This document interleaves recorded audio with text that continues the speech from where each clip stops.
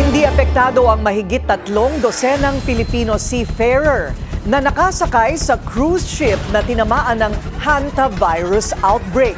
Pero hindi pa raw sila maaaring umuwi. Alamin kung bakit sa agenda report ni Chill Emprido. Ligtas at walang tinamaan ng antivirus.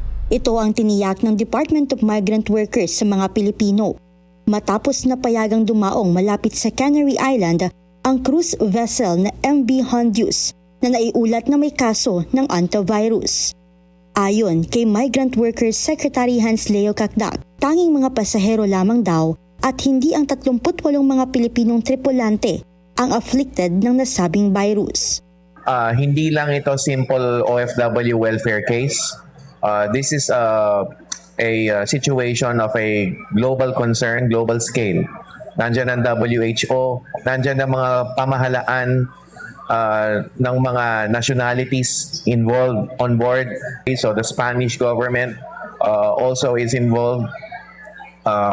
As I said, it's multidisciplinary sa side natin sa Pilipinas. Ang pinakamahalaga dito ay we are in contact with the seafarers on board through the manning agent and the ship owner.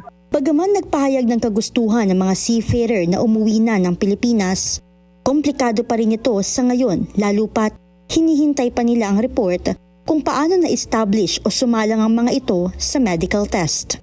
Wala tayong information na gano'n, but that doesn't mean na they did not go through some form of medical testing. Hindi lang natin alam pa yung detalye na yon. But these details will be uncovered in the next few days. We will just have to let the medical authorities and medical clearance procedures on medical clearances and protocols take shape, take effect. Samantala, binabantayan rin ngayon ng DMW ang sitwasyon naman ng 7 pang Pilipinong tripulante na sakay ng container ship na San Antonio. Matapos ang naganap na land missile attack kung saan 3 rito ay kritikal ang kondisyon habang ang 4 naman ay nagtamo ng minor injury. Para sa agenda, Chill Emprido, Abante.